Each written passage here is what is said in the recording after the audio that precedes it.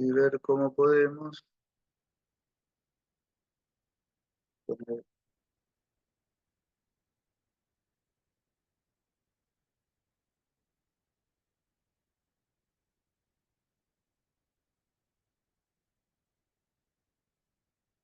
Resulta que ahora no me aparece para...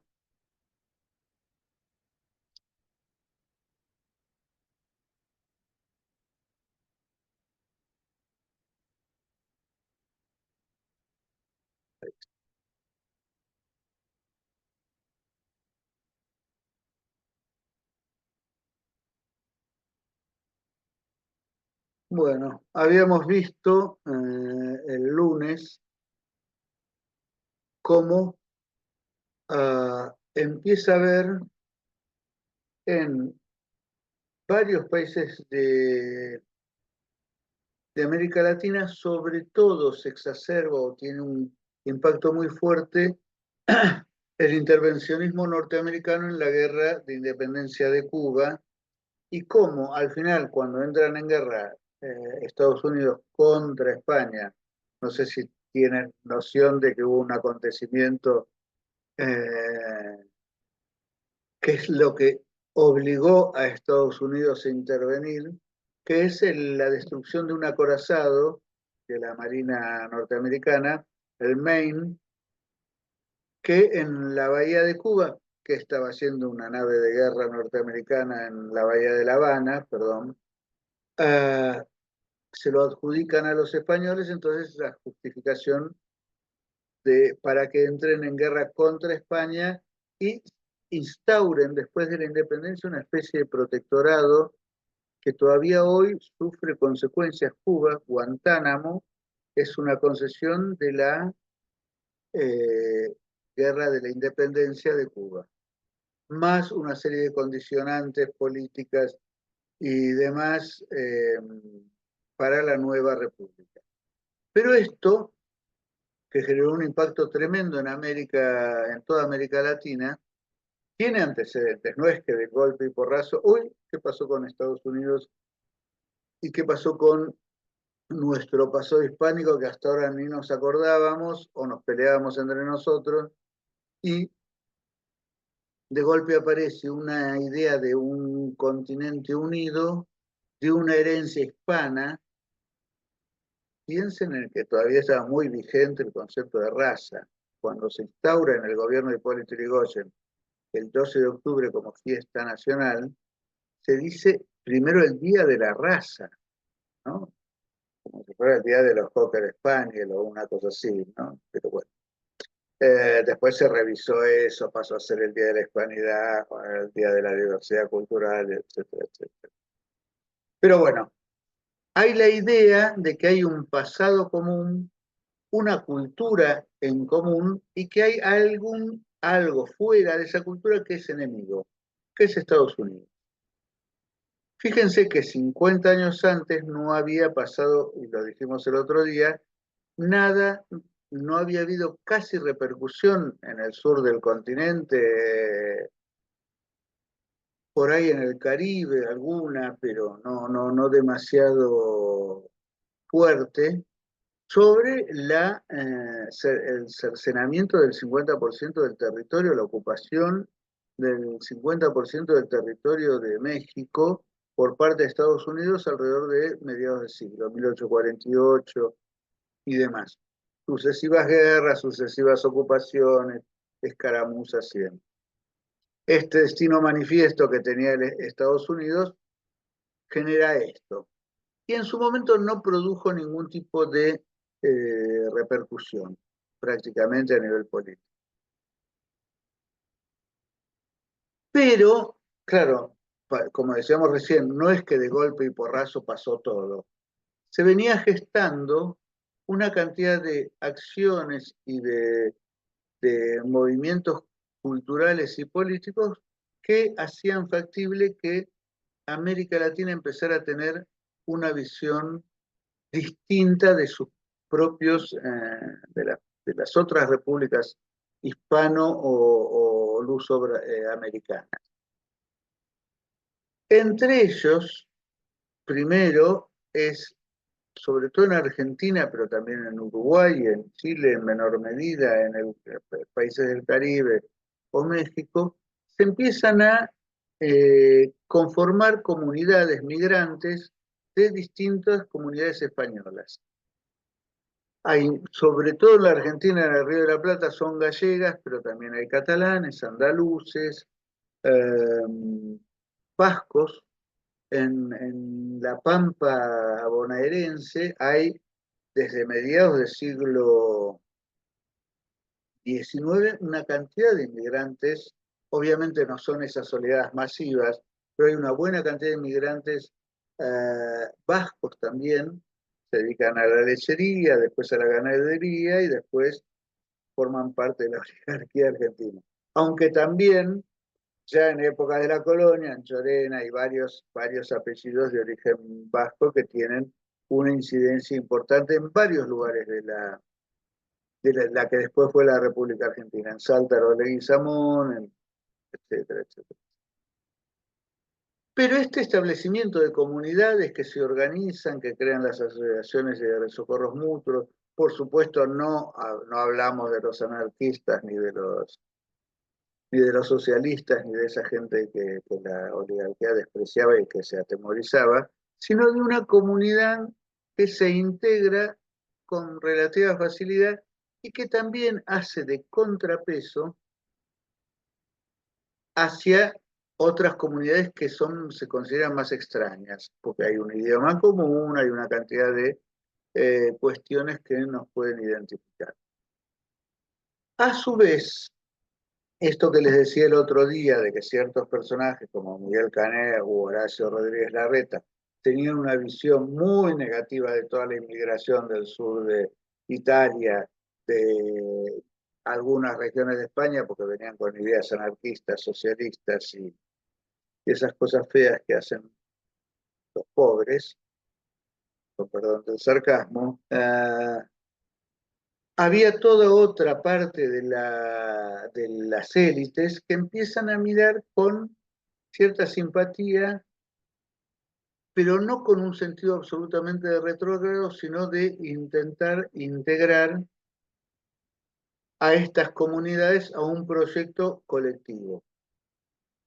Por supuesto, estamos hablando de una república burguesa, estamos hablando de sectores reformistas dentro del conservadurismo nacional, y esto pasa acá, pasa en Lima, pasa en Bogotá, en Caracas o en México, porque los lugares más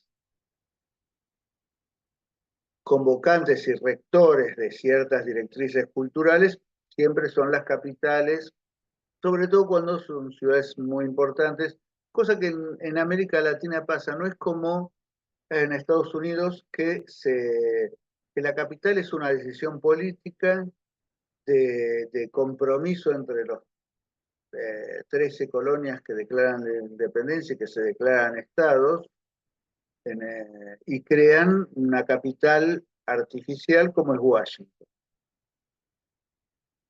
En general, nuestras capitales son las ciudades que prevalecieron en las guerras de la independencia o en los periodos finales o en los periodos coloniales.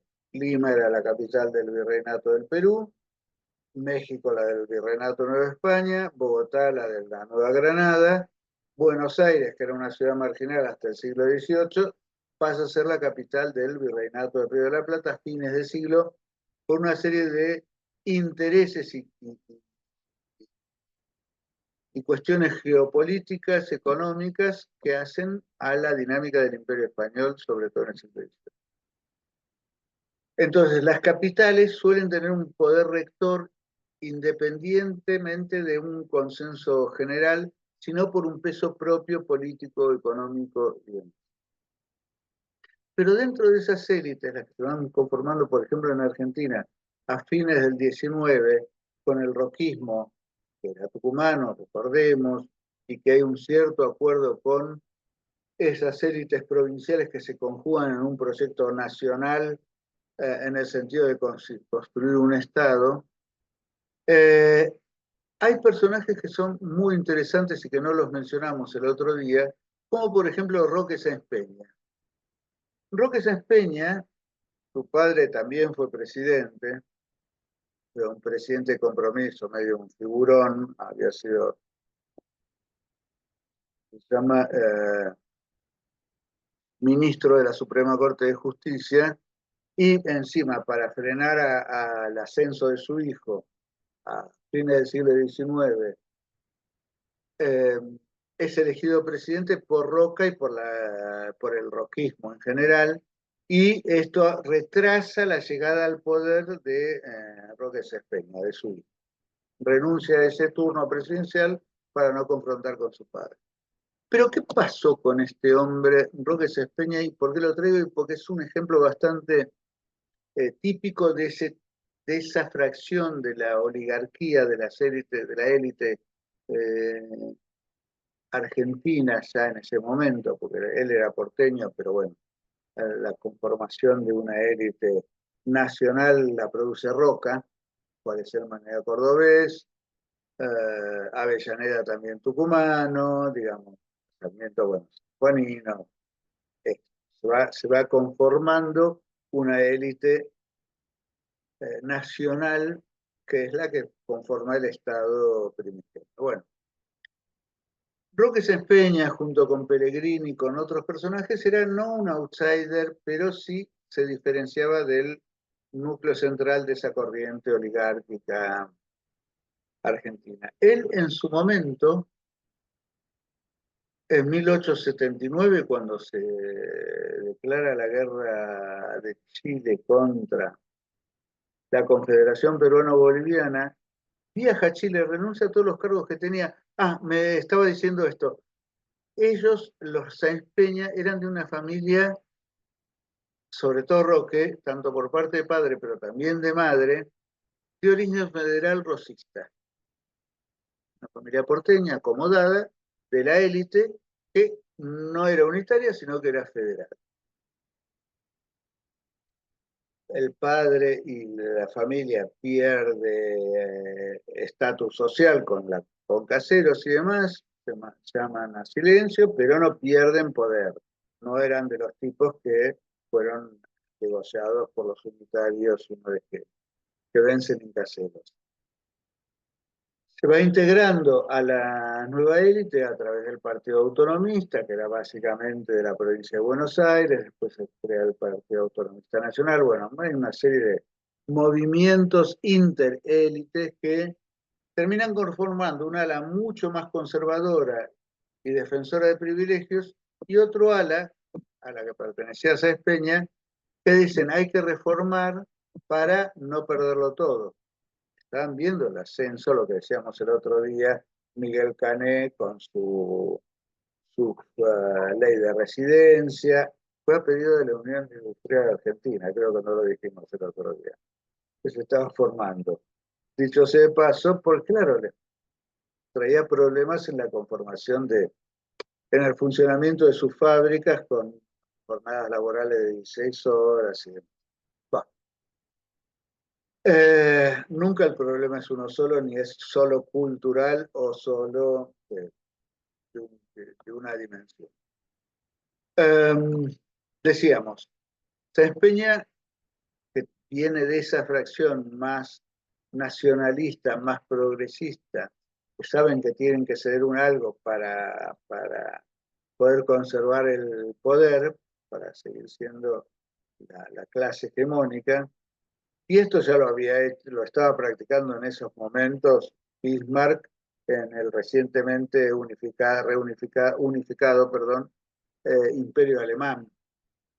El primer estado de bienestar en Europa lo produce Bismarck cuando primero en Prusia lo ensayó y después cuando se unifica el Imperio Alemán arma un estado de bienestar primigenio, el primero, porque tenían el tema del socialismo, el marxismo, pululando en los sindicatos, se estaba conformando el partido, se estaban conformando la primera, la segunda, y ya estaba vigente la tercera internacional. Marx estaba en pleno apogeo teórico y político. por eso lo tuvo que ir a Inglaterra. Entonces, la idea era generar algunas concesiones para frenar el avance de las clases obreras. En el medio de todo esto se cruzan, porque no son lo mismo, pero tienen algo que ver, los temas de nacionalismos y de hegemonías regionales. Eh,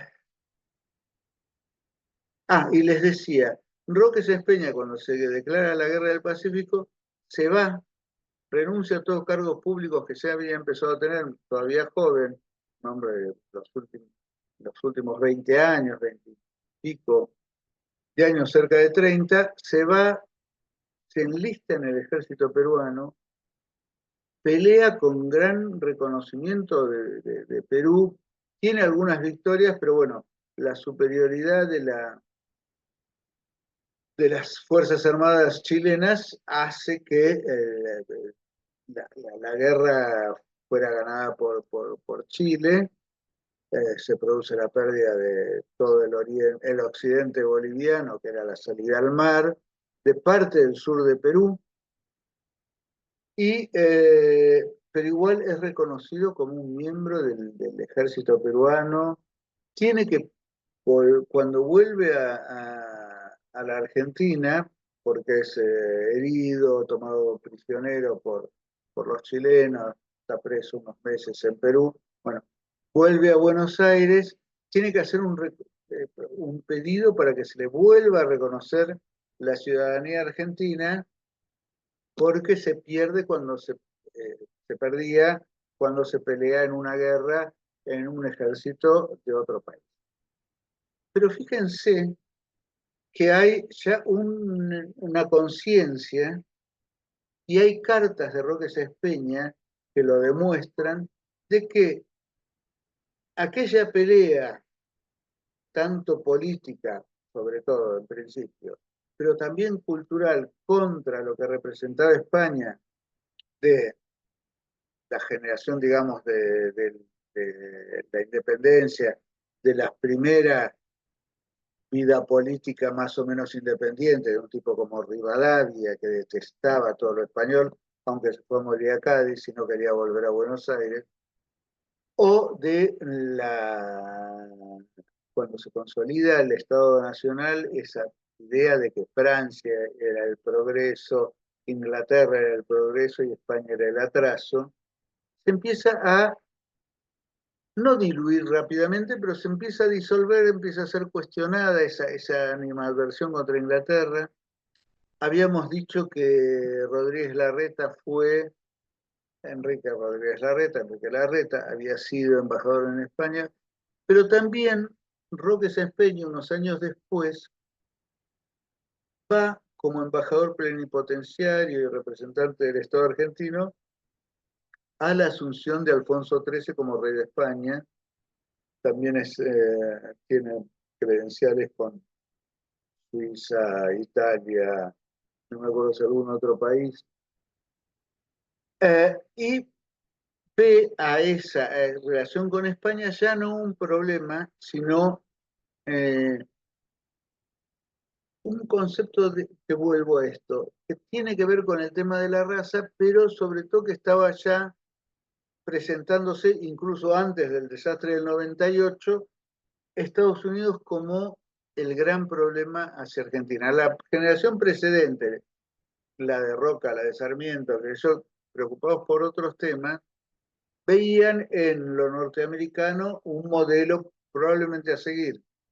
Pero esta gente ya ve que es una amenaza. Por otro lado, la expansión de agroexportadora de la Argentina desde la consolidación del Estado Nacional hace, y no debe haber tenido tampoco, debe haber tenido, mejor dicho, un componente interesante, la alianza ferviente con el capital británico, aunque la crisis de 1889, 90, quiera caer todos los bancos y demás, pero Estados Unidos e Inglaterra conservaban una rivalidad que, conforme iba siéndose cada vez más poderoso Estados Unidos, Inglaterra veía que se disputaba su propia hegemonía global. Bueno, así que todo ese acúmulo de factores y la prosperidad, sobre todo de la clase pudiente argentina, les hace pensar que Estados Unidos es el rival. Hay ciertas producciones norteamericanas que son no complementarias, sino rivales de la Argentina. La producción agropecuaria de todo el Midwest choca y compite con la producción argentina en exportaciones, en el mercado mundial y en cantidad de cosas. Pero bueno, Estados Unidos tenía su componente industrial que demostró su poderío a partir sobre todo de el fin de la guerra de secesión y de el comienzo de su intervencionismo ya último a partir de la guerra hispano-norteamericana con la consecuente independencia o pase a la órbita del poder de la hegemonía norteamericana de Cuba, Puerto Rico con distintos grados, Filipinas, las islas de Guam, las Marianas, no, algunas de esas islas después se las venden al imperio alemán, los españoles, porque no las podían defender, habían destrozado su flota. Así que bueno, en todos estos elementos hay un intento norteamericano de armar una conferencia panamericana previa a la OEA, que después la consigue imponer, pero uno de los enviados por Argentina a esa conferencia es el propio Roque Sáenz Peña, ya estaba convertido en un alto diplomático en 1889-90, antes del desastre, y mientras norteamericanos propugnaban una unión aduanera y una unión monetaria, o sea, querían imponer el dólar como moneda corriente desde Canadá no podía entrar porque era colonia británica, desde Estados Unidos hasta la Patagonia. A eso se opone, encabeza la oposición a esa absorción de todas las economías latinoamericanas por parte de la norteamericana, cuando los yanquis recuerdan su América para los americanos, la doctrina Monroe, que es para los norteamericanos, eh, él declara y hace como una declaración muy interesante que es América para la humanidad. O sea que no, vos no nos manejás a nosotros, tenemos que seguir avanzando en una posibilidad de encontrar otra forma de dialogar. Después viene la guerra de la independencia de Cuba y demás. En medio de todo esto, también tenemos que pensar en los movimientos estrictamente culturales, entendidas la cultura como un sentido más acotado. En esa conferencia panamericana, José Martí, que había sido exiliado de Cuba hacia España primero y consigue escapar y se va a Estados Unidos, empieza a tener contacto con personajes importantes, entre ellos Roque Sáenz Peña, de la élite argentina. Pasa a escribir para el diario La Nación, lo mismo Rubén Darío, en esos años empieza a venir con frecuencia a Buenos Aires.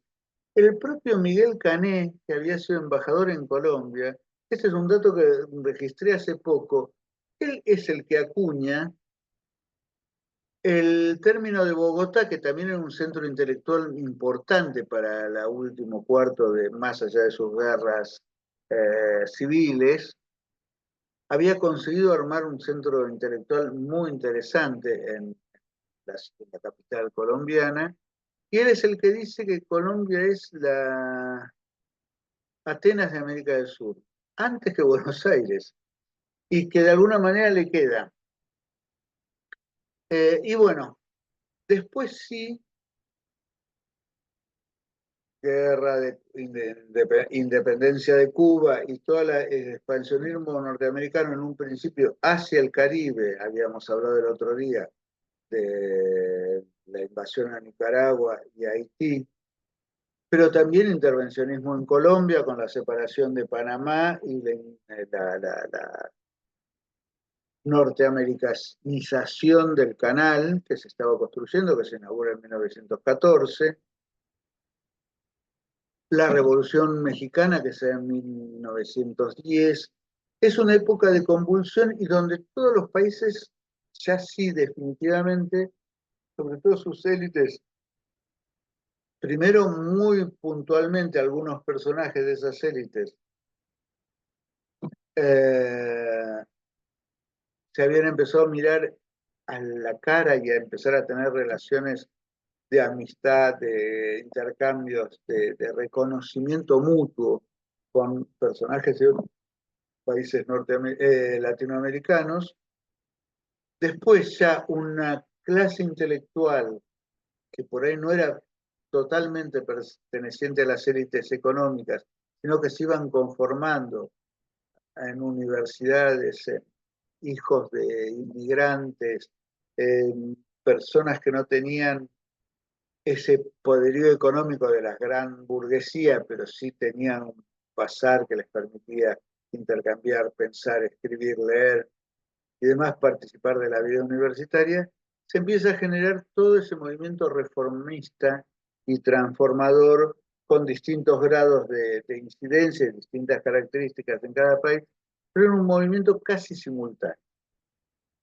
Habíamos dicho la Revolución Mexicana en 1910, la Unión Cívica Radical con la que había pactado también Sespeña para crear la ley de voto universal secreto, universal masculino, y otras expresiones políticas, la caída del imperio en Brasil, que fue un movimiento también de ciertas oligarquías, la élite de Sao Paulo y la de Minas Gerais, que eran las más poderosas en ese momento, lo que se decía la primera república brasileña, de la caída del imperio, es la República del Café con Leche, por la oligarquía cafetera de Sao Paulo y la de ganadera de Minas Gerais. Ya el poderío de las minas había decaído. Pero bueno, época de convulsión y de intereses diversos y demás en todo el continente. Bueno, más el entorno europeo en general, la Gran Guerra, la Revolución Rusa, todas estas cosas son las que tenemos que ver como contexto de estas convulsiones y de estos acercamientos que finalmente se producen en América. Pero vamos a otra, otro aspecto, el aspecto que tiene más que ver con la cultura y con el patrimonio de, de ese momento. A ver, volvamos acá.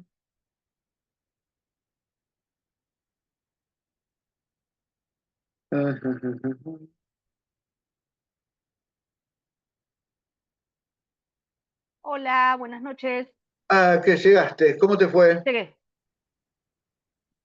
Cálculo, qué bien. No me da Este, vergüenza. en realidad las materias que son así, no sé, como son las carreras a distancia son como muy particulares, ¿viste? O sea, son como foros y es como, nosotros somos muy correctos, a veces los profesores son más incorrectos porque, bueno, se supone que es un nivel en el cual hay un montón de cosas que ya están dadas como sabidas. Así que, bueno, este, Buenísimo. Pero bueno, seguro que te fue bien. pero sí, además, yo como a comentario, cuando uno hace una maestría o algo de eso, lo hace para perfeccionarse, pero también en esto en especial me anoté por gusto propio. Claro, Después la autoexigencia es otro tema, pero también hay que, creo que en todo, inclusive en una carrera universitaria hay que disfrutar, ¿no? Así totalmente. que pasa por el disfrute. Bien. Qué linda diapositiva. Esta es Ah, sí, sí. nuevita. Bueno, sí. A ver, porque pensaba integrarla, pero no llegué para hoy. Todo este movimiento cultural del que hablamos, venimos hablando hasta ahora y profundizando un poco lo político de todo este, no sé cómo hago para que se ponga, ahí está, me parece, ahí está. Am, Tiene un correlato en lo cultural, en lo artístico, que por supuesto, como arquitecto, uno le da más bolilla a Claro, tema de los edificios, que por otro lado tiene mucho que ver con lo que vamos a ver a posteriori de los organismos de protección de bienes del patrimonio cultural, que empiezan muchas veces por lo monumental, claro. por el edificio muy representativo. Si habíamos visto que empieza a haber un reconocimiento de la raza pánica, la raza también con componentes, porque también empiezan a incorporar, por lo menos los intelectuales, ciertos rasgos y en distintas medidas en distintos países de las culturas prehispánicas.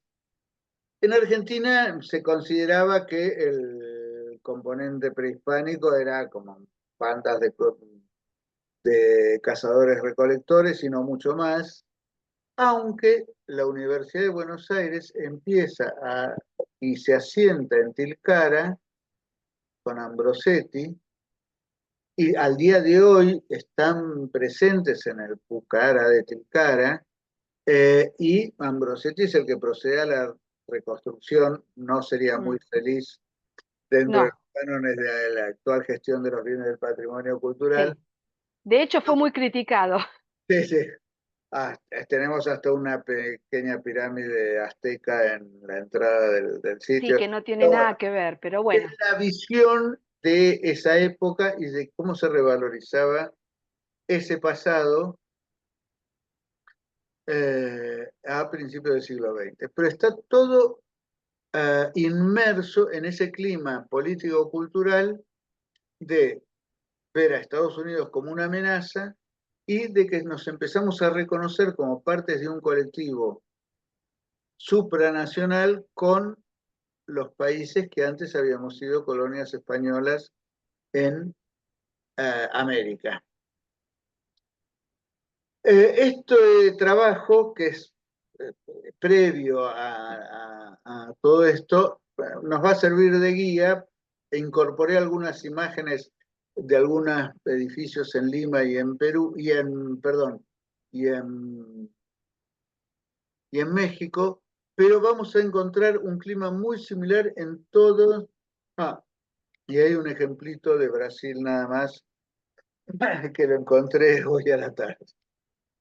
Um, pero el tema es este, hay una movida que impregna con la reforma universitaria de las universidades, impregna el diálogo político y la confrontación política con la incorporación de ciertas clases medias intelectuales, hijas de inmigrantes o antiguas familias criollas desplazadas por el ascenso del liberalismo, conservadurismo ligado a los capitales ingleses, que generan y sostienen esta recuperación de esa identidad hispana que, que se despreciaba hasta ese momento. Este fue un trabajo hecho para la Escuela Nacional de Museología, que depende de la Comisión Nacional de Monumentos, pero bueno, sí nos va a servir y después va a estar acomodada y mejor integrada a todo el, el movimiento a todo el despliegue de esta cuarta unidad temática o núcleo temático. Eh, Les adelanto, este dibujo es como una ruina romántica, no sabemos cómo se sostiene porque se perdió toda la pata, es de alguna manera una recreación ideal del arco de los virreyes, que era el que estaba en la Recoba Vieja dividiendo la actual Plaza de Mayo a la altura de la fachada de la calle Defensa Reconquista. Y es un dibujo hecho para la revista de arquitectura de la recién fundada, desde 1895, Escuela de Arquitectura de la Universidad de Buenos Aires. Y es muy interesante esto. La Escuela de Arquitectura se hace a imagen y semejanza de, estaba en la Facultad de Ciencias Exactas en la UBA. Ninguna otra de las 3, 4 universidades que había en ese momento, no. Fueran Córdoba, La Plata y la de Buenos Aires. No me acuerdo justo la fecha de fundación de la del Litoral, pero bueno, es inmediatamente posterior.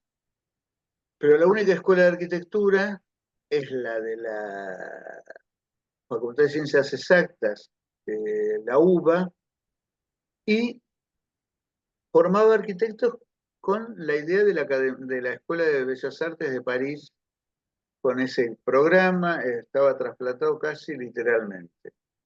Y entre los estudiantes, al calor de la reforma o del movimiento previo a la reforma, y algunos docentes, empieza a haber una ebullición para ver qué era lo que pasaba con esa herencia que todavía estaba viva, aunque denostada y disimulada por el poder político-cultural del país.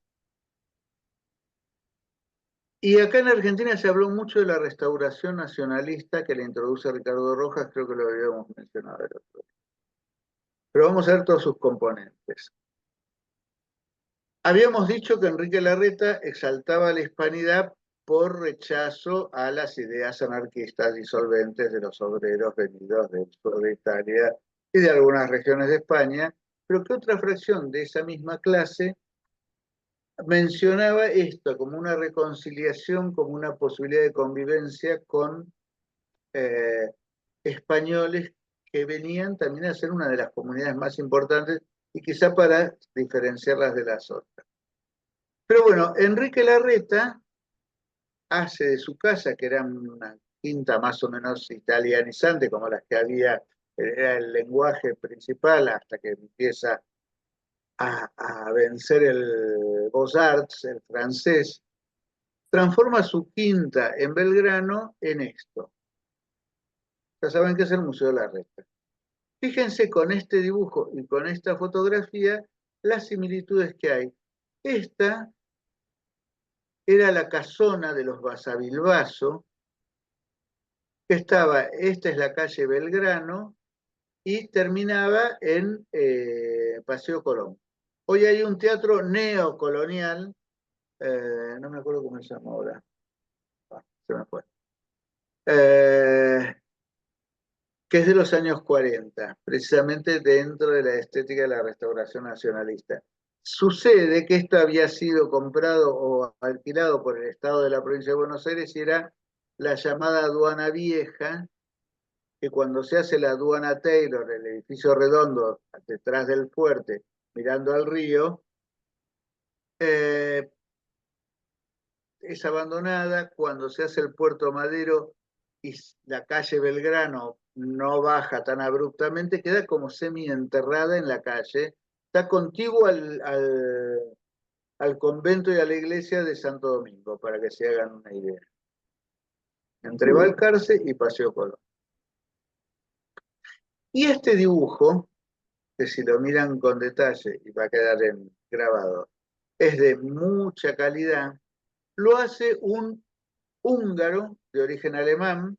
El imperio austrohúngaro era un mosaico y varios colonias alemanas se iban instalando en las distintas capitales eslavas o magiar o dentro de ese imperio mosaico que era el imperio de los Habsburgo. Y en su momento, ahora vamos a ver la historia, viene a Buenos Aires, pero ya veremos. Y descubre en la arquitectura colonial acá y en Córdoba sobre todo, una herencia de ese centro, de esa arquitectura barroca centroeuropea que lo deslumbra. Y empieza, es uno de los grandes personajes, de los grandes intelectuales que rescatan una herencia que nosotros habíamos dejado perder. una experiencia material. Bueno, habíamos hablado el otro día de Cané, hoy dijimos lo de su estancia en Bogotá y su reconocimiento a, ese, a esa intelectualidad bogotana y colombiana, pero acá, a pedido de la Unión Industrial, arma la ley de residencia y empiezan a expulsar a los indeseables porque eran disolventes y demás. Se hacen manifestaciones por el 1 de Mayo, igual el movimiento obrero de origen anarquista, socialista y demás es muy potente y es muy difícil por mucha represión que hay de detener y sigue trabajándose, pero esto es otra de las cosas por las que nuestra élite busca en aquella hispanidad un rescate de ciertas cuestiones que se les habían ido de las... Volvamos a repasar, porque está en el Power.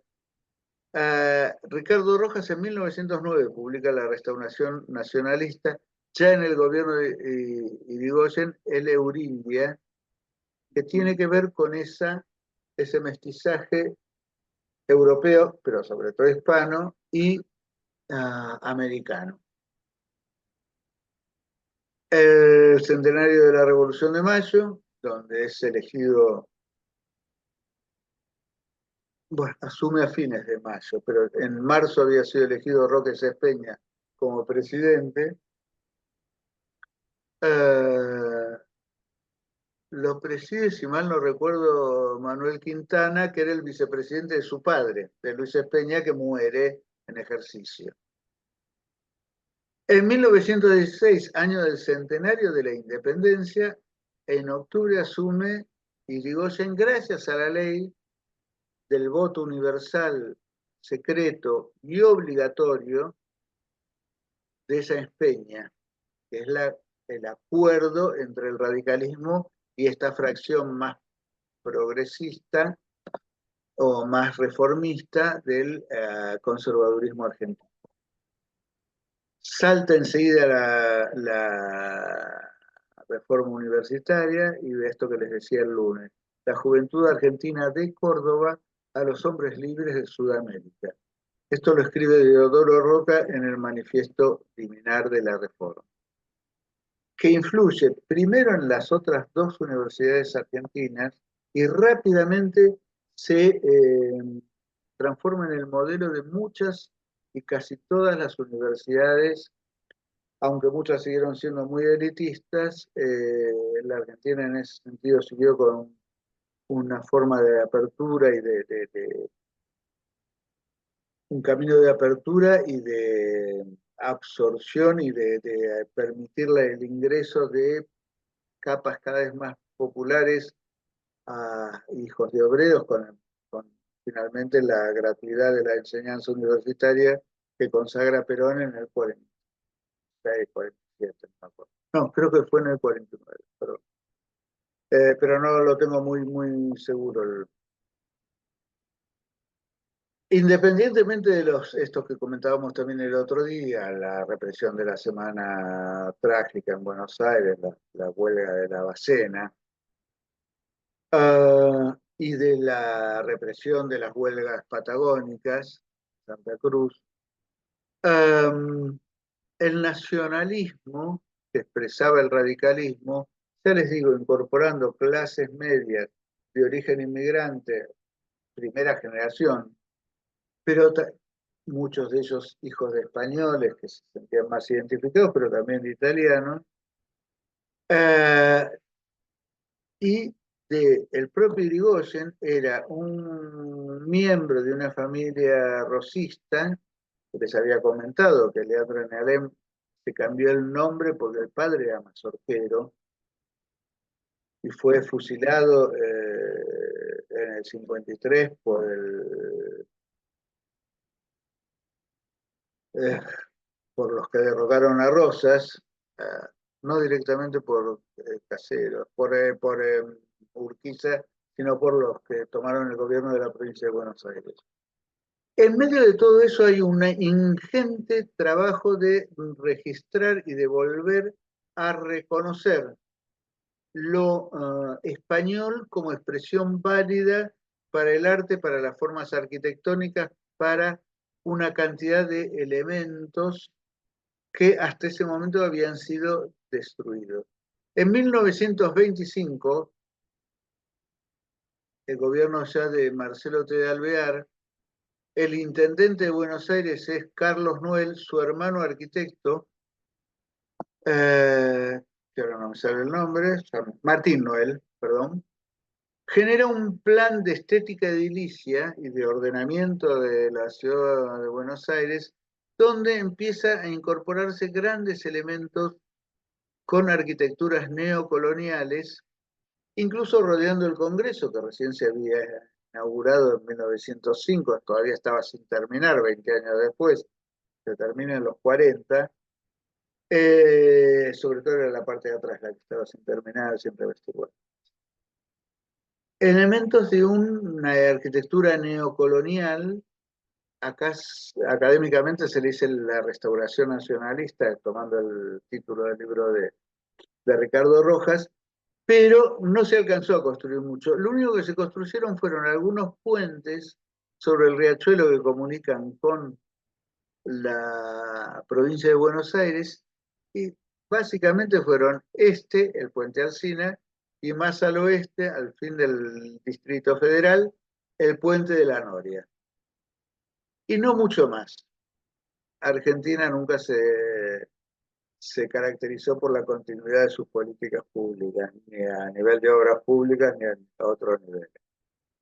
Ah, y después vamos a ver edificio que a mí me costó mucho encontrar, cuando estaba trabajando originalmente el tema de la restauración nacionalista, es cuando los estudiantes de Córdoba toman el rectorado. Fíjense que era un edificio académico con el escudo argentino, muy de arquitectura de regambre italiana, neomanierista y demás. Y después, si uno va a Córdoba, nunca lo encuentra, porque lo demolieron para que un arquitecto, que ya les hablé, Cronfus, haga un edificio neobarroco. Es la manzana jesuítica de Córdoba, la entrada del rectorado. Es muy interesante todos esos cruces, demoliciones, idas y vueltas de nuestra arquitectura y de nuestra política. Bueno, habíamos hablado de la independencia de Cuba y del imperialismo norteamericano. Ocupan Puerto Rico, la separación de Panamá y el canal interoceánico que se empezó a construir en 1904, que había sido Lesseps el que había propuesto la idea a Colombia, habían empezado a trabajar, quiebra la empresa, se mete Eiffel, no consigue rescatarla, se abandona el proyecto y terminan haciéndolo los norteamericanos y quedándose con la franja del canal hasta los acuerdos Torrijos-Carter a fines del siglo XX. La Revolución Mexicana, la invasión y la ocupación de Nicaragua, hasta 1933, en las guerras bananeras de 1912 a 1933, donde se instaura la dictadura de los Somozas, que termina en 1980. Fíjense la penetración del imperialismo norteamericano. En 1915 se ocupa Haití, que también dura hasta 1934. Bueno, la Gran Guerra, la Argentina se abstiene porque se considera que no es parte de esa guerra interimperialista, cosa que es muy loable. Y después en 1917 la Revolución Rusa. Bueno, distintas imágenes de estos acontecimientos, ¿no? Y cómo se lo veía en distintos países de América, el imperialismo norteamericano, el tío Sam agarrándose todo el Caribe, el Big Stick de Roosevelt, un poco después, el palo, el palazo, las imágenes de la Revolución Mexicana y demás. Volviendo a este hombre Cronfus, lo vamos a hacer muy rápido porque acá obviamente se hablaba más de arquitectura, pero me interesa que lo veamos. El tipo viene a Buenos Aires en el clima previo a la Primera Guerra, eh, gana un concurso que termina no realizándose, como tantas cosas, pero ya se queda. Había levantado todo y se traía a la familia, a todo el mundo, a toda su gente acá. Empieza a trabajar para la comunidad alemana, para la comunidad austríaca y para la comunidad húngara. Construye varios edificios, entre ellos el portal y la capilla de responso del cementerio alemán en la Chacarita. Vale la pena conocerlas. Fueron restauradas no hace mucho. Y haciendo la casa de José Martínez de Oz en el recién inaugurado Barrio Parque, en la calle Aguado, cerca de donde está la réplica de la casa de San Martín de Granburg, eh, lo conoce porque la hija de este hombre, este Martínez de Dios, estaba casado con una chica Cárcano, una hija del gobernador de Córdoba de entonces, Ramón Cárcano. Cárcano lo invita a Córdoba. Llega a Córdoba en 1915, estamos hablando siempre de los mismos años. Díganme qué hora es, todavía tenemos tiempo. Y pasa a ser docente en la universidad, también se crea una escuela de arquitectura, pasa a ser jefe de obras públicas de la municipalidad, de la provincia de Córdoba, como director general de arquitectura, y empieza a trabajar mucho en Córdoba, básicamente también con obras particulares, y en Buenos Aires más esporádicamente, hasta que a la última parte de su vida sí se vuelve a instalar en Buenos Aires y muere acá. En sus viajes por el interior de la provincia de Córdoba y en la ciudad de Córdoba, es ahí donde les decía, descubre ese parentesco entre la arquitectura, sobre todo la de los jesuitas. Piensen que los jesuitas eran una internacional y muchos de los frailes que venían, de los hermanos que venían acá al Río de la Plata, eran de origen bávaro, austríaco, húngaros, etcétera, etcétera, ¿no? Todo en Centro Europa, a su vez de Italia, de España y de gran parte. Pero había muchos, y de los más instruidos, venían del centro de Europa, de la Mitteleuropa. Tan es así que empieza a registrar en dibujos a plumín, un tipo muy, muy, muy interesante, obras que se estaban cayendo a pedazos, que después fueron restauradas, pero que en ese momento estaban en estado muy ruinoso, y las empieza a registrar con una obsesividad notable. En el año 21 publica que lamentablemente había un ejemplar en la Comisión de Monumentos y no lo estamos encontrando después de las mudanzas, Arquitectura colonial en la Argentina con esa colección de dibujos. Es soberbia, no me cabe otro término. Hay obras sobre todo de Córdoba, pero también de Tucumán, de Salta, de Jujuy y de Buenos Aires. Habíamos visto hace un ratito nomás el portal de la casa de los Basadil Basso, que después fue la Aduana Vieja, en la calle Belgrano, acá en Buenos Aires. Bueno, esta es la capilla y el portal del cementerio alemán. Este estilo arquitectónico es el modernismo alemán, Jugendstil se llamaba, estilo joven, que es como el Art Nouveau de Alemania, Claro. parecido a la secesión vienesa, es mucho más austero que el Liberty italiano, que el modernismo catalán y que el Art Nouveau belga y francés. Pero esto hace algunas cuestiones de la cultura arquitectónica que viene a la mano, viene a cuento contarlo, porque esta época es donde se estaba cocinando la modernidad eh, periférica latinoamericana también, y en gran parte tiene que ver con ese rescate de la herencia hispana y ese reconocimiento de cierta hermandad, de ciertos destinos común entre todos nuestros países. En Córdoba hace el Museo Carafa, que está en la Plaza de España de Córdoba, que todavía está, es un edificio soberbio, tiene toda una extensión novedosa por detrás. También en ese estilo medio clasicista, medio secession, medio Jugendstil, pero en la misma plaza, enfrente, hace este Palacio Pastrana, que todavía existe, eh, él empieza a rescatar elementos de esa arquitectura colonial que estaba viendo que sobrevivía en algunos casos malamente a su alrededor en Córdoba. Hace el Hospital de la Misericordia, tiene varias obras, y estos son parte de los dibujos.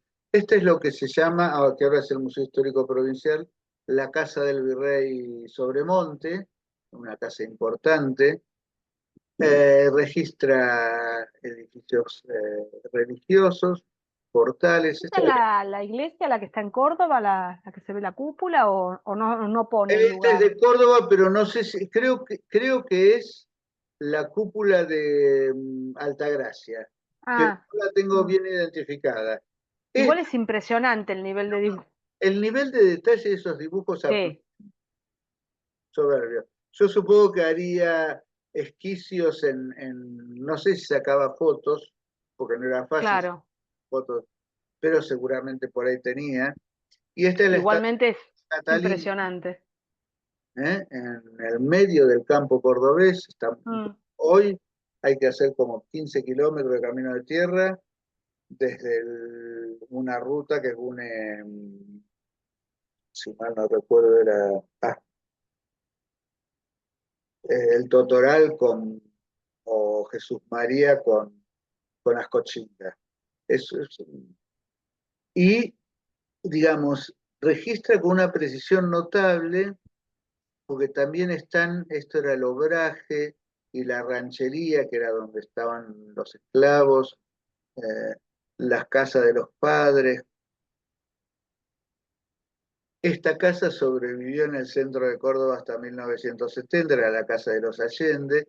Bueno, y distintos elementos, perdón, paisajes, esquinas, detalles de portadas o detalles de pretiles, pues, un detalle como muy, muy recortado de una azotea, del cierre de una azotea de alguna casa cordobesa, capillas rurales, acá vuelta la de Basalvaso, el Cabildo de Salta, que estaba muy, muy, muy cambiado. Él incluso con sus dibujos, en más de un caso, reconstruye la imagen original del edificio con mucho cuidado y con mucho detalle, porque cabe investigar, bueno, esta es una casa, si mal no recuerdo, es la de los Arias Rengel de Salta, por ahí me confundo en algún caso. Esta es la de los Uriburus, si mal no recuerdo.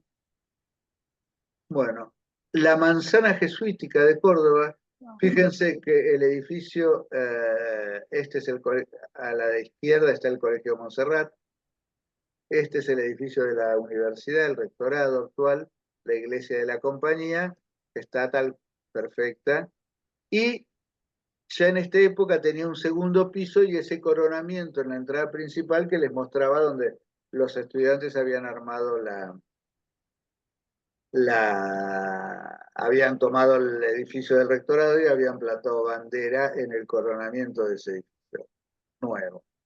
Después cambió, él mismo hace el proyecto de lo que vemos ahora, no en el Colegio Montserrat, sino en el rectorado. No sé si alguien conoce Córdoba, pero vale la pena. Esta es la cúpula de la catedral, desde el pasaje Santa Catalina, esta.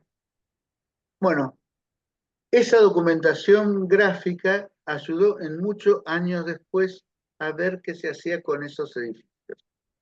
Por ahora no digo nada más. 19:30. Vamos a seguir hasta las 8 menos cuarto, una cosa así. Eh, También empieza a construir obras con este lenguaje. Este es una casco de estancia particular, el Cortijo, pero también acá, en los edificios, en ciertos edificios institucionales que le encargan, por ejemplo, la legislatura de Córdoba, que es este, ahora ya no es más la legislatura, quedó como museo de algo, eh, pero toma un cierto barroquismo del centro de Europa, un toque rococó del siglo XVIII centroeuropeo, para tanto esta fachada como la sala de sesiones, y este es el edificio del rectorado de la universidad, donde también utiliza un lenguaje similar. Esa imagen donde estaban los estudiantes plantando bandera es sobre este lugar, pero ahora es absolutamente desconocida aquella imagen porque le da esta otra impronta, centroeuropea. Es extraño, pero bueno, es parte de la cultura ecléctica, lo que llamamos el eclecticismo de la cultura argentina, porque se mezclan influencias y aportes de distintos sectores. El mismo arquitecto puede hacer una cosa u otra, o la de más allá, y demás. Es parte de nuestra identidad cultural. Y por último, sobre este hombre, y que es uno de los grandes arquitectos de la restauración nacionalista, aunque no trabajó en todo el país ni para todos los importantes, hace un barrio obrero que es muy moderno en la zona industrial de Córdoba. Esta es la estación, este es el centro histórico, este es el Parque Sarmiento, y esta es la Nueva Córdoba, donde por ahí está la Plaza de España, donde estaban esos edificios que no. Del otro lado de las vías, y cerca del río Suquía, que en ese entonces todavía se le decía Río Primero, está el barrio que ahora se llama Corunfus, que hay toda una pelea de décadas por ver si se puede recuperar, porque está en estado ruinoso. Hace casas con esa también arquitectura, ese lenguaje semi-neocolonial, pero con características muy modernas. Por ejemplo, es el primer barrio obrero después de las casas baratas de la Municipalidad de Buenos Aires, en todo el país, que tiene el baño incorporado a la casa, no es una letrina en el patio, es el baño incorporado. Todas las habitaciones ventilaban al exterior, o a un patio o a la calle. Hoy por hoy está en esta zona, por acá, esto digo para quienes conocen la ciudad de Córdoba, están las nuevas casas de gobierno, la nueva legislatura, esta es la terminal de ómnibus antigua y esta es la nueva, la ampliación, por acá está el barrio, el Parque Sarmiento, y ese que va por ahí es el río Suquía, y estas son las vías del ferrocarril central argentino hoy. ¿Viste? Esta es la zona donde está ese barrio, que son manzanas muy chiquitas. Acá hay una ampliación. Y con ese lenguaje neocolonial, también pasa a ser un pasaporte y un puente hacia la modernidad arquitectónica y la modernidad en general de la cultura argentina. O sea, es muy interesante esto, que pasó también en Perú, pasó en México, en Brasil también, en Chile, en varios países de América Latina. Ese recuperar la tradición es un impulso hacia la modernidad. Me parece que es uno de los mensajes más importantes que tenemos en una clase como esta.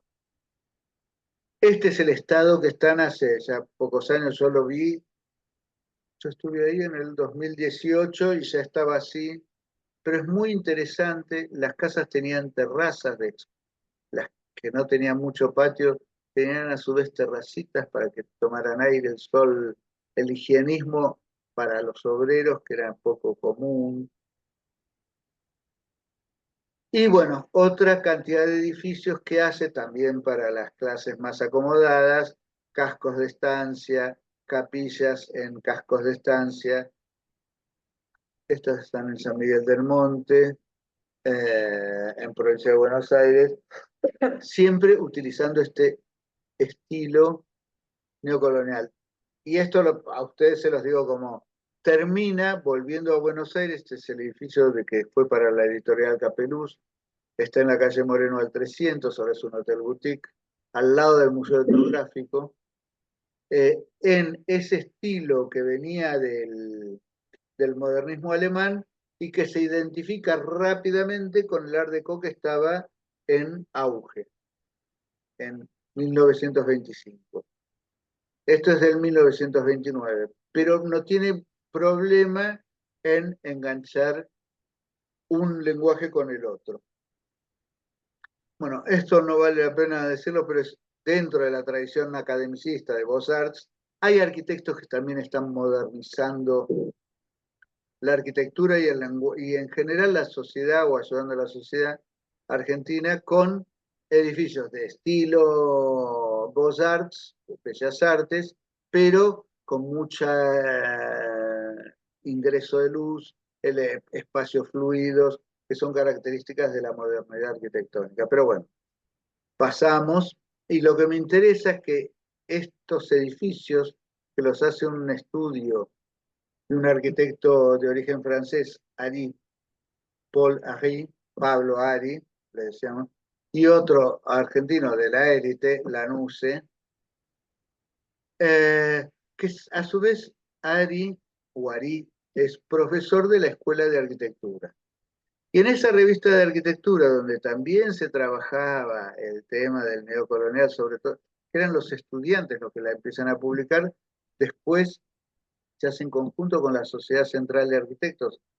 En ese momento la Sociedad Central de Arquitectos era un núcleo, de un gremio de 25 personas, 30, los estudiantes eran unos pocos más, pero eran parte de la élite que empiezan a ver esta también necesidad de conectarse con esa tradición.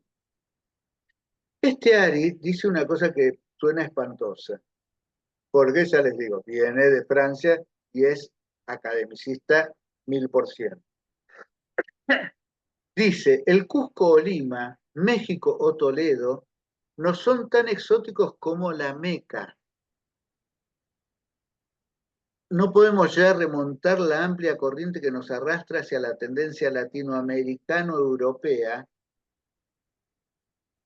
que era de raigambre francesa, sobre todo, eh, tendencia que es incompatible con la España de Felipe II, que era lo que promocionaba Enrique Larreta, la gloria de Don Ramiro.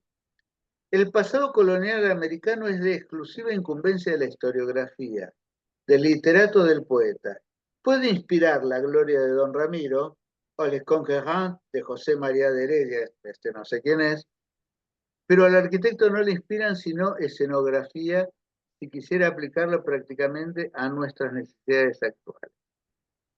O sea, es demoledor para ese movimiento que restauraba las imágenes de la arquitectura colonial.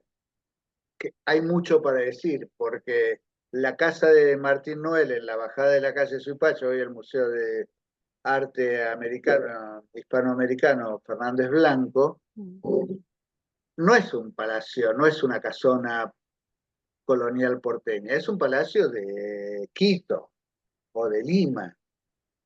Pero a este hombre, viste, bueno, estamos en Buenos Aires, pero hubiera sido lindo que fuéramos una capital más importante. Porque por otro lado, Buenos Aires colonial, cuando empieza a ser poderosa, el barroco ya estaba en decadencia y lo que se construye más acá es neoclásico. La Recoba Vieja, eh, y otros edificios o edificios en Montevideo, como el Cabildo de Montevideo y demás, tienen más que ver con el neoclasicismo que con el barroco de estos portales que estaban tan idealizados por los...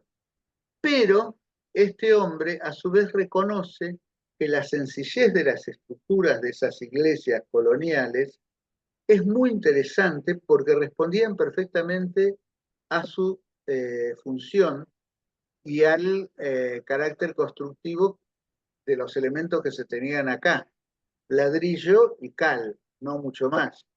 Entonces también es un preludio de la modernidad, aunque sea de manera medio despectiva, el reconocimiento que hace a la herencia española en cuanto a construcción. Y otra de las cosas que pasa en esta revista de arquitectura, que es muy interesante, todas las polémicas, empiezan a ponerse en contacto Facultad de Ciencias Exactas, Escuela de Arquitectura. Facultad de Filosofía y Letras, el Museo Etnográfico, o sea, las incipientes carreras de Arqueología y Antropología.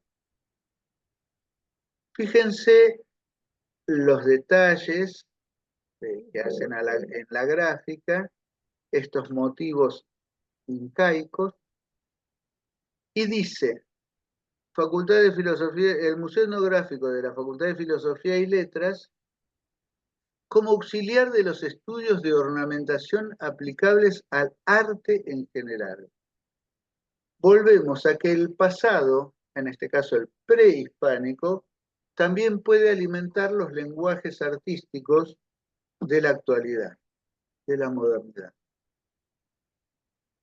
Y vemos las distintas culturas que no siempre son influenciadas, sino que muchas veces son anteriores a la invasión incaica del norte argentino, del noroeste argentino, pero los motivos de Santa María, de las distintas culturas de la Puna o de la Quebrada o de otros registros arqueológicos del noroeste, van haciendo como motivos de rescate de nuestra identidad cultural para incluso usarse dentro de el arte como motivos inspiradores, no necesariamente reproducirlos directamente, de del lenguaje artístico contemporáneo.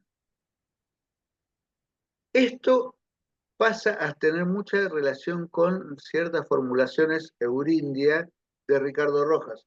Pensemos también, Ricardo Rojas fue en la época de los primeros gobiernos radicales, titular de la rector de la Universidad Nacional, de la Universidad de Buenos Aires. Bueno, el Art Deco, que viene, su formulación es sobre la exposición de artes decorativas. Todavía toda una polémica arquitectónica contra la modernidad, contra las vanguardias, pero triunfa como arte urbano, básicamente, en Estados Unidos, en el edificio Chrysler. Tiene mucho que ver la geometría del Art Deco con el descubrimiento de la tumba de Tutankamón en el año 25, no, 21, en Egipto, una tumba que apareció intacta. Y fíjense como en cines, en toda la cultura de masas, tanto en la costa este como en la costa oeste norteamericana, empieza a tener influencia. A esto se oponía el Art Deco, a la arquitectura moderna, las vanguardias del siglo XX. Le Corbusier, Mies van der Rohe. Bueno, nosotros tenemos acá el Cábanas, tenemos edificios en Rosario, toda la arquitectura de Salamone, tiene influencia del Art Deco, y muchos de los arquitectos que habían hecho arquitectura neocolonial de la restauración nacionalista terminan adoptando y promoviendo el lenguaje Art Deco con reminiscencias y cruces con las cuestiones formales de esto. Este es el Palacio Minetti, el primer edificio en altura de Rosario, que es soberbio, el hall del Palacio Minetti. Este es lo que les decía, la casa particular de Martín Noel, del arquitecto, en la calle Suipacha, que en Buenos Aires no había nada, no hubo nada. Lo más parecido es a ese portal de la Casa Basavilbaso. Martín Noel construye una gran cantidad de edificios, la estancia Celain para Enrique Larreta, es el suroeste de la provincia de Buenos Aires, la Embajada Argentina en Lima, en estilo neocolonial también, y esto creo que es también un detalle de la Celain. Después, ya más avanzada la década y en edificios más comerciales, industriales, esta era la Casa Noel de su familia, donde se fabricaba la mermelada de la calidad de membrillo Noel, y los dulces y todo lo demás. En La Boca, en la calle Patricios, es un lenguaje hispanista simplificado que se acerca mucho, lo mismo que esto, la casa Escasani Noel, en Perú y Rivadavia, de este lado de Florida ya, ¿no? En un lenguaje que tiene detalles hispanistas, pero es cada vez más art deco, puente de la tradición a la modernidad en menos de una generación. La casa de Ricardo Rojas, en la calle Charcas, en Buenos Aires, es muy interesante porque toma como modelo la Casa Histórica de la Independencia, que en este momento no existía. Solo estaba la fotografía de Pagani y es importante tenerlo. El patio tiene elementos también arequipeños, es muy ecléctica, pero siempre dentro de esta tradición. Y la biblioteca, que es lo más interesante, tiene estas geometrizaciones, ahí, acá. ¿Ven el cursor? Sí, Elementos geométricos de regambre incaica. Y estos, puse también estos óculos, que es un cuadrado y 4 lóbulos, eh, que cuando años después proyecta junto a Alejandro Bustillo y termina a fines de los años 50 el Monumento a la Bandera, estos detalles simplificadísimos y con una estética más monumentalista, aparecen incluso en edificios más modernos y más simplificados, como un gran arte argentino, homenaje a nuestra bandera, en Rosario y en otros lugares. Hay montones de otros edificios que se toman tradiciones de España, el neoplateresco, que es un estilo de transición entre el mudéjar isabelino, el Renacimiento, o lo que se llama Renacimiento, llegó un poco más tarde a España, donde hay elementos clásicos con cuestiones mudéjares y medievales, el Teatro Nacional Cervantes, el Banco de Boston, Florida y Diagonal. Y lo que es importante, y con esto vamos terminando, este interés por la restauración de esas tradiciones, por el recupero de esa tradición hispana, hace que se empiecen a prestar atención a los edificios realmente de origen hispánico que sobrevivían. Este era el Cabildo de Luján a fines del siglo XIX. Esto es lo que se llama la Casa del Virrey, no sé quiénes conocen Luján, el Cabildo y otras casas que estaban en los alrededores. Hoy son todas partes del complejo museográfico Udaondo. Noel lo restaura, pero le pone un toquecito más barroquito, más importante, porque le parecía que mejoraba el estilo. Completa, donde acá había una tapia entre la casa y el museo, aparece como si la casa fuera más grande y no diferencia lo nuevo de lo viejo porque estaba trabajando el mejoramiento del lenguaje arquitectónico y por lo tanto del pasado. Intentaban mejorar el pasado. Fíjense que la Comisión de Monumentos en su momento hace esto, que era el Cabildo, queda en blanco, aunque no revierte las modificaciones que hizo Noel, y lo que es neocolonial, hecho directamente por él, lo deja con los dos colores que le puso. Es toda una historia. Este es el patio del Cabildo, que parece más un patio salteño o mallorquín que la bonaerense. Otra intervención interesante, que una de las pocas iglesias que prácticamente no se había tocado durante el gran movimiento de mejoramiento de lo hispano y de ocultamiento de lo español durante el fines del siglo XIX, es el pilar. Y cuando en los 30 se restaura, se le ponen estos dos colores que simulan eh, partes de piedra, eh, que acá no había porque se construía todo en ladrillo. Esto era todo blanco originalmente, y después y se ven las fotos antiguas, se recupera lo blanco. En este edificio, que es totalmente neocolonial, se dejan los dos colores. La intervención es de Millet. Y finalmente, como gran culminación de la restauración nacionalista, empieza la restauración de los edificios históricos importantes de inicios de la nacionalidad. El Cabildo, que recupera su forma original con algunas modificaciones, está recortado, la torre es más chica, pero la imagen de la fachada es bastante fiel. Esto es medio un invento, da al patio, ahora está cerrado. y con la foto de Paganelli de 1869, cuando el Estado Nacional finalmente compra la casa, en la realidad la demuele y hace esto. Esto encerraba la sala de la Jura, que era lo único que se había dejado. Este edificio también, bastante berreta, entra en ruinas, se demuele, se hace un gran templete y adentro, no sé si tengo una foto, está la sala de la Jura como un ranchito abajo de una gran sandwichera lujosa, pero era una sala de una casona importante, pero tampoco era demasiado grande, era casi todo planta baja. Y con esta foto, el arquitecto Busquiazo, de la Comisión Nacional de Monumentos en 1940, empieza a restaurar la casa, la vende, la reconstruye. Es una réplica, salvo allá atrás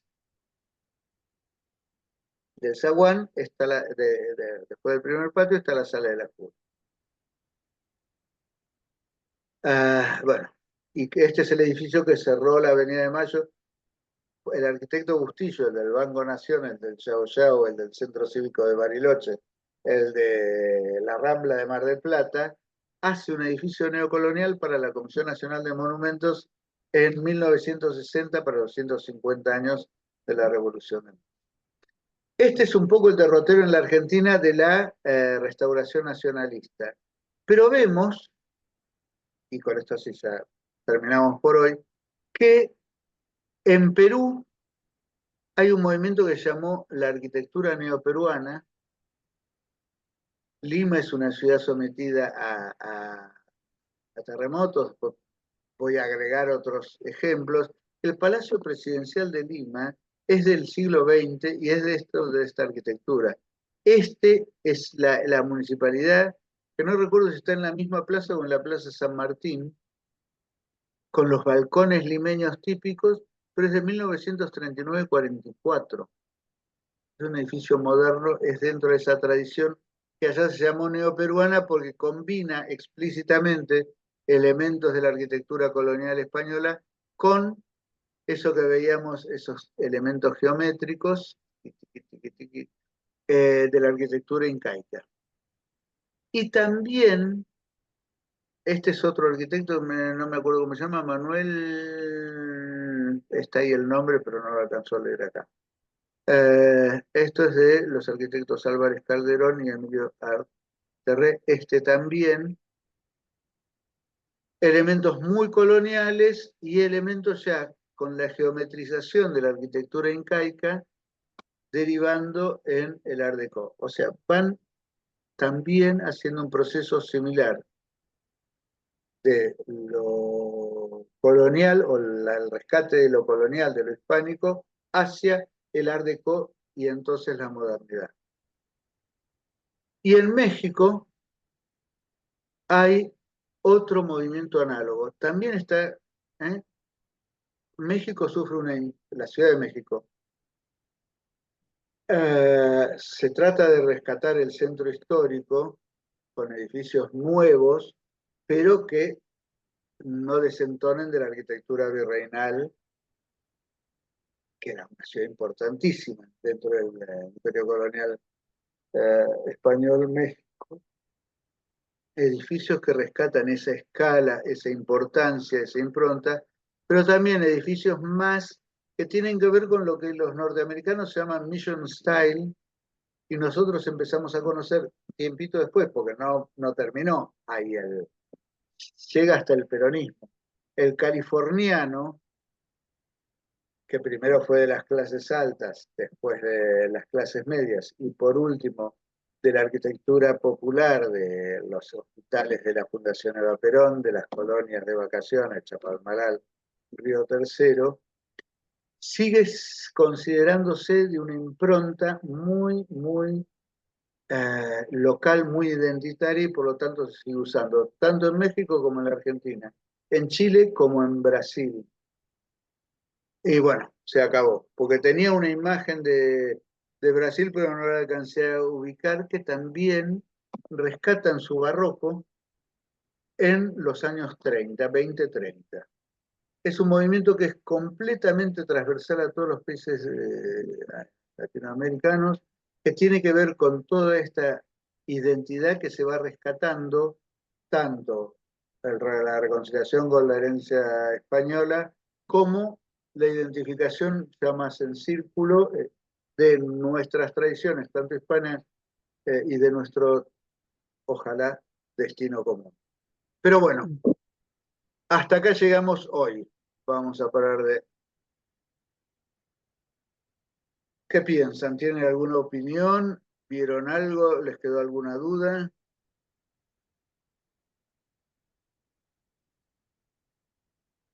Quedaron absortos con tanta arquitectura.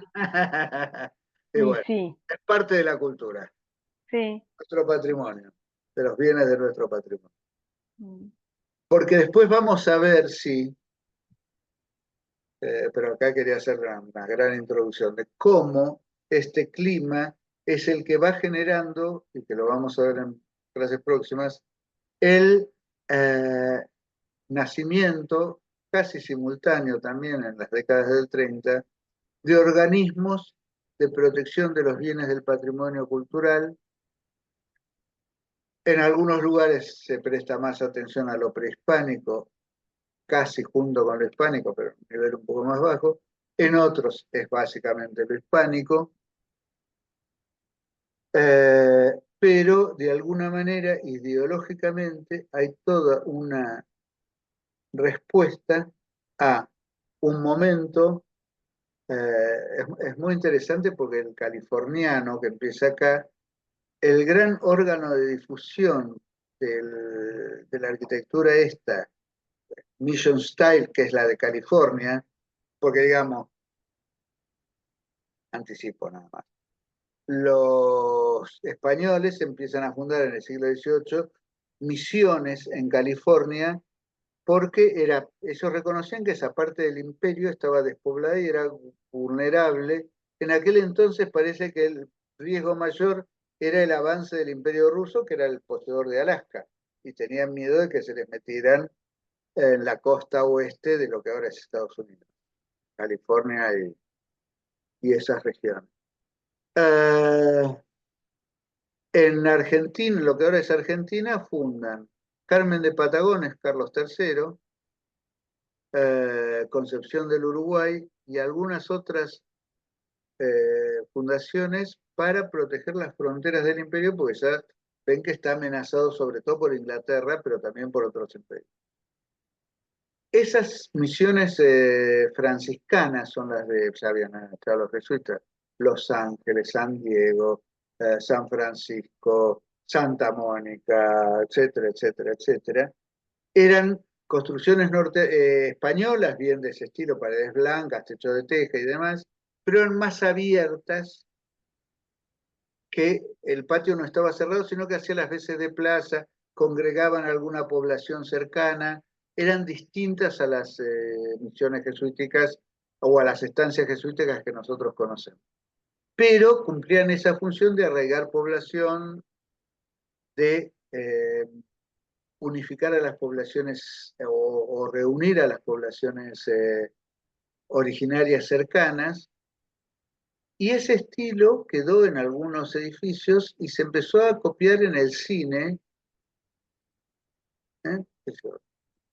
Nosotros hasta la época de que éramos chicos, yo por lo menos, estaba El Zorro, que creo que lo siguen dando, en Canal 3, Sí. No mediodía. sé qué canal, pero alguno siempre lo sigue dando. Sí, eh, ese tipo de arquitectura pasa vía el cine y vía después la televisión a ser un modelo a seguir y una especie de rescate medio extraño de una arquitectura también de origen español. Así que bueno, y fíjense que el peronismo lo toma, pero lo toman también otros movimientos. Primero lo había tomado la oligarquía, es esa estancia Acelain que les mostraba de Martín Noel para Enrique Larreta, tiene algunas de esas características. Una arquitectura más abierta, no cerrada en patios, sin tapias, y todo eso. Era rural, era abierto.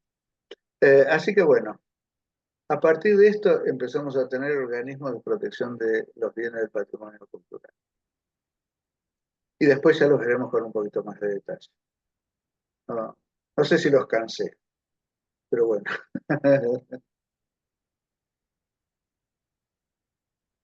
¿Alguien quiere decir algo? Los dejemos. Mucha arquitectura. ¿Eh? Mucha Mucha. arquitectura. Bueno, es parte de la Pero cultura. yo, profe, le quería consultar una cuestión de la arquitectura. ¿Los cabildos tienen una cosa parecida a los palacios que se hacían los reyes españoles que se hicieron más... hay una parte de los palacios que hay en Madrid, no sé No, si es no la palacial. necesariamente. No sé no palacios exactamente, no me sale la palabra, pero A ver, los ayuntamientos, sí, tienen como esos las arcos, arcadas, las galerías, esas sí. arcadas. En Como que le veo un general, parecido a esa parte de arquitectura española, más allá de lo mudéjar sí, sí, sí, o sí. lo renacentista o barroco, todo eso. No, pero pensemos una cosa. Apagar ahí está. Eh, sí, la tradición obviamente de esos cabildos, cabildo es una denominación que se usa casi exclusivamente en el actual territorio español, en las Canarias. Estaban los cabildos eclesiásticos, que era un cuerpo colegiado que asistía a los obispos. Pero en general en toda Europa se habla de ayuntamientos, Rathaus, no me sale cómo es en Italia, ahora no me sale. ¿Te recuerdas, Samuel? Fondamenta? Fundamenta puede ser, fundamenta bueno, déjame pensar porque hay otro nombre. Porque claro, cada región italiana era un reino, un estado más o menos independiente de los otros. En los países alemanes es Rathaus, en Francia Hotel de Ville, y en los países del sur del Mediterráneo, en general las arquerías, las galerías son una respuesta al clima tan soleado, tan cálido del Mediterráneo. Entonces vas a encontrar, qué sé yo, en ciudades como Cáceres, muchos, ellos le llaman soportales a lo que nosotros llamamos recobas, ¿no? Y aparece en muchas ciudades, los cabildos acá, el de Buenos Aires, el de Salta, el de Córdoba, que son los tres que sobreviven más o menos intactos, el de Buenos Aires es el más estropeado, pero bueno. Pero el cabildo de Santa Fe era similar, más chico y sin torre. Eh, el cabildo de Santiago del Estero era una casa de 2 pisos con eh, los pilares eran de madera. Entonces, porque aparte, otra cosa, la unión entre el cuerpo regente de la ciudad y la ciudadanía se daba en ciertas fiestas o en ciertas ceremonias y se asomaban a la galería y a mí me causaba mucha gracia por el Museo del Cabildo, lo tuvo también la comisión en un momento, que compartíamos el predio en Avenida de Mayo, tenía un tapiz que se llamaba el repostero. Yo digo, ¿por qué le dicen repostero si no, ¿qué tenía? ¿Dulce de leche? ¿Algo de eso? No, porque se reponía para las ceremonias en el balcón del Cabildo, bajo el arco principal, y era que ahí iban a estar presentes las autoridades del Cabildo. Tenía el escudo de armas de la ciudad y demás.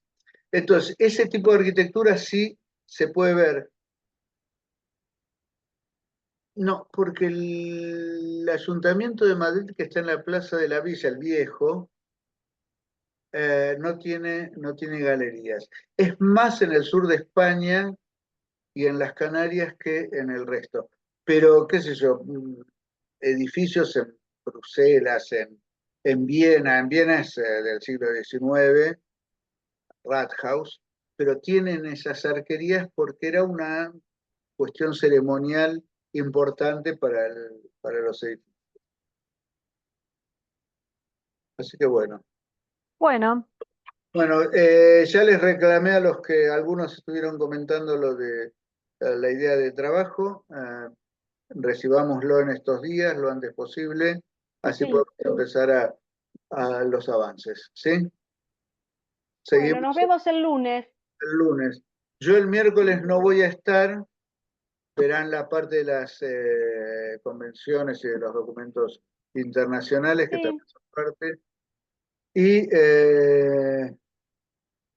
el 18, que es lunes, en principio, y después el 25 es feriado, pero el 18, si tenemos estudiantes que tengan que dar examen o libre o atrasados, por ahí no tenemos clase, les avisamos con tiempo y tratamos de por ahí tener un poquito más de tiempo el miércoles siguiente, ¿sí?